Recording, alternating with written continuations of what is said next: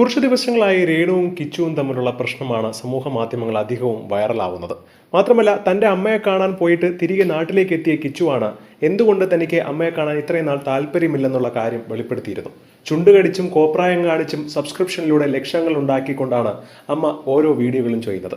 അങ്ങനെ ഒരു സ്ത്രീയെ എനിക്ക് കാണേണ്ട ആവശ്യമില്ല എന്ന് കിച്ചു തുറന്നടിച്ചിട്ടുണ്ടായിരുന്നു. പക്ഷേ ഈ ഒരു വിഷയത്തെക്കുറിച്ച് ഇപ്പോഴിതാ തുറന്നു സംസാരിച്ച് രംഗത്തെത്തിയിരിക്കുകയാണ് ഷാരിക. സുധി മരിച്ചതിനു ശേഷം 2 പിള്ളേരെ നോക്കാൻ വേണ്ടി അഭിനയത്തിലേക്കും ഷോർട്ട് ഫിലിമിലേക്കും ഇറങ്ങിയ വ്യക്തിയാണ് രേണു. അന്ന് പലരും രേണുവിനെ കളിയാക്കിക്കൊണ്ടാണ് രംഗത്ത് വന്നത്. എന്തൊക്കെയാണ് ഈ കാണിച്ചു കൂട്ടുന്നതെന്ന്.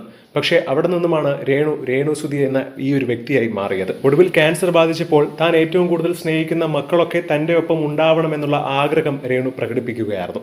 തിരിഞ്ഞു നോക്കിയിട്ട് മാത്രമല്ല, ഒന്ന് ഫോൺ പോലും ചെയ്ത് വിളിച്ചിട്ടില്ല. ഇതൊന്നും ചെയ്യാതെ കുറ്റപ്പെടുത്തിക്കൊണ്ടാണ് ഇവൻ രംഗത്ത് വരുന്നത്.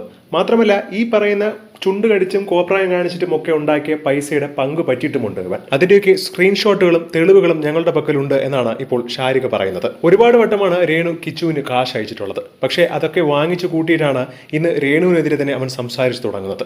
പക്ഷേ അതേസമയം രേണു അയച്ച 150ഉം 200ന്റെയും കണക്കാണ് ഇപ്പോൾ പറയുന്നതെന്നും, എന്നാൽ ഋതപ്പനൊക്കെ വളർന്നു വരുമ്പോൾ എന്താണ് ഭാവിയിൽ ഉണ്ടാകാൻ പോകുന്നതിന്റെ വിഷമമാണ് കിച്ചു പ്രകടിപ്പിച്ചത് എന്ന് കിച്ചുവിനെയാണ് എല്ലാവരും പിന്തുണയ്ക്കുന്നത്.